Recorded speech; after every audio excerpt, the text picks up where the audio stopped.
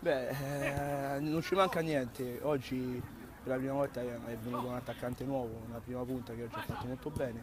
Forse rispetto al Cotton o alla Pisana stessa può darsi che ci può mancare quella cattiveria, quello spirito, quella fame.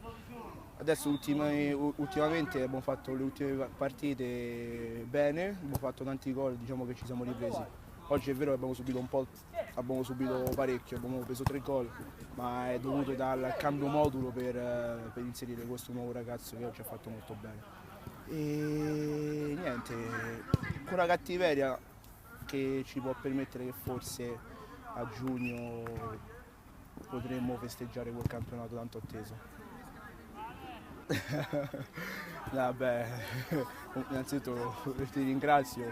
Non è che sono così forte, mi alleno tutti i giorni, ovviamente giocando ad 11 la porta è decisamente molto più grande, poi quando vieni alla sera a giocare vedi la porta che è molto più piccola, però l'importante è la concentrazione perché fa parte diciamo della mentalità, della mia mentalità. Poi come nella vita e anche nel calcio bisogna essere sempre sul pezzo.